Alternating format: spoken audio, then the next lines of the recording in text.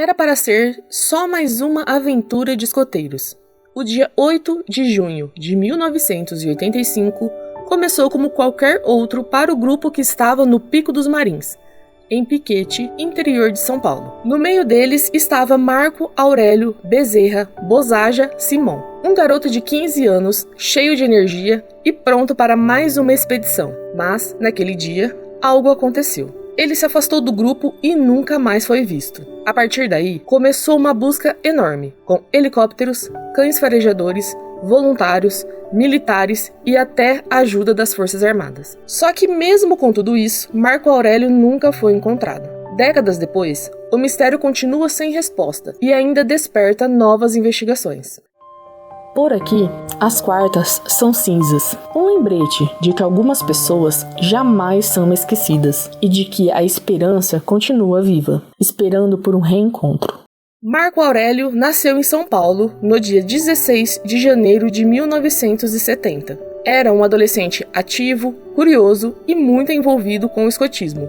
Participava do grupo Olivetano, onde fez várias amizades e aprendeu técnicas de acampamento, sobrevivência e trabalho em equipe. Os amigos diziam que ele era sempre disposto a ajudar e que tinha um sorriso fácil. Seu pai, Ivo Simon, era jornalista e desde o início se tornou a principal voz na luta por respostas. Marco Aurélio tinha um irmão gêmeo, Marco Antônio, que mais tarde seria usado como referência para imaginar como ele estaria fisicamente com o passar dos anos. A família inteira era muito unida, e o desaparecimento mudou completamente o rumo da vida deles. A excursão para Pico dos Marins fazia parte das atividades do grupo. O plano era subir até o cume e voltar no mesmo dia, passando por trilhas já conhecidas pelos guias locais. No entanto, o líder da expedição, Juan Bernabeu Céspedes, decidiu seguir sozinho à frente em alguns momentos, deixando parte do grupo sob responsabilidade de outros escoteiros mais experientes. Durante a subida, um dos meninos machucou o joelho e precisou parar. Nesse momento, Juan pediu para que Marco Aurélio descesse sozinho por uma trilha mais simples, marcando o caminho com giz para indicar por onde estava passando. Ele escrevia o número 240, que era a sua identificação como escoteiro. Foi aí que tudo começou a dar errado. Marco Aurélio se afastou, as marcas de giz foram encontradas até certo ponto e depois sumiram. O grupo seguiu o que parecia ser o caminho certo, mas percebeu que ele não estava em lugar nenhum. No dia seguinte, começaram as buscas oficiais. Seguindo as marcações, encontraram um local onde teria tomado uma bifurcação. Juan disse que acreditava que os dois caminhos se encontrariam mais à frente, mas isso nunca aconteceu.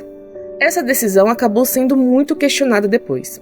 O que se seguiu foi uma das maiores operações de busca já feitas no Brasil naquela época. Participaram policiais, bombeiros, equipes de resgate especializadas, alpinistas experientes, militares do exército e da aeronáutica. Foram usados helicópteros, aviões e cães farejadores. O governador da época, Franco Montoro, cedeu recursos para ajudar. O pai de Marco Aurélio acompanhou tudo de perto, usando seus contatos na imprensa para manter o caso vivo e pedir mais apoio.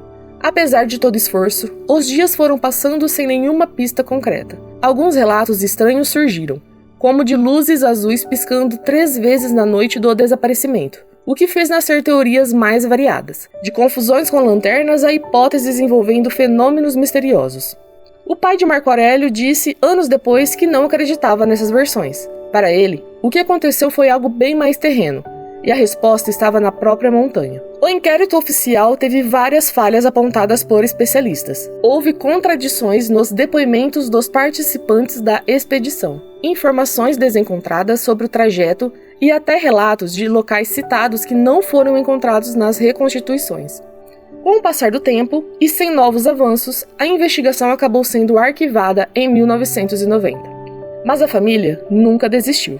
Em 2005, o caso foi reaberto após o jornalista e escritor Rodrigo Nunes mergulhar na história, entrevistando envolvidos, revisando documentos e levantando novas hipóteses. Ele publicou livros que reuniam tudo o que havia sido apurado, questionando pontos do inquérito e sugerindo novas linhas de investigação. Mesmo assim, os anos foram passando sem novidades concretas, até 2021. Nesse ano, a Polícia Civil retornou oficialmente às buscas, desta vez usando drones de tecnologia alemã. Eles sobrevoaram áreas de difícil acesso no Pico dos Marins, procurando sinais de ossadas ou objetos que pudessem ter relação com Marco Aurélio. As imagens e dados coletados alimentaram novas expedições em solo. Em novembro de 2022, as buscas ganharam mais força. Cães farejadores e escavações foram realizados em pontos específicos próximos à base da montanha, áreas que haviam sido indicadas por novas análises. A suspeita era que Marco Aurélio pudesse ter sido enterrado ali, mas nada conclusivo foi encontrado. Ainda assim, a polícia manteve o caso em aberto. Um episódio curioso e revoltante aconteceu em 2023. Um homem foi preso por tentar tirar documentos falsos em nome de Marco Aurélio. Ele usou a certidão de nascimento original para solicitar um novo RG, mas acabou descoberto e condenado a 2 anos e 4 meses de prisão, em regime semiaberto, além de pagar multa.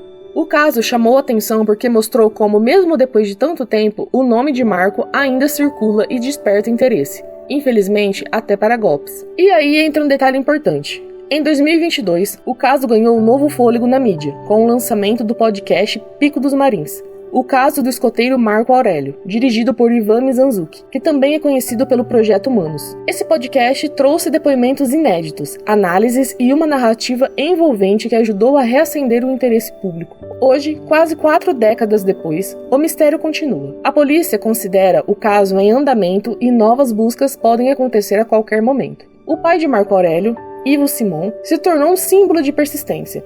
Ele guarda cada documento, cada recorte de jornal, cada carta que recebeu ao longo desses anos. A mãe, Neuma, também manteve viva a memória do filho. O irmão gêmeo, Marco Antônio, cresceu com a dor de uma ausência que nunca pôde ser preenchida. O que aconteceu naquele 8 de junho de 1985 ainda é um enigma. Pode ter sido um acidente, pode ter havido envolvimento de terceiros, pode ter sido algo que ninguém imaginou até hoje. Mas uma coisa é certa, a história de Marco Aurélio não foi esquecida. Ela é lembrada não só pela família, mas por todos que conhecem o caso e se sensibilizam com a luta por respostas. Marco Aurélio era um garoto de sorriso aberto, apaixonado por aventuras e pela vida ao ar livre. Se estivesse vivo hoje, teria 55 anos. Talvez fosse um profissional realizado, um pai de família, alguém contando histórias das trilhas que percorreu. Mas, no lugar disso, ele é parte de um mistério que atravessa gerações. E quando a gente fala de casos assim, não é só sobre curiosidade ou suspense.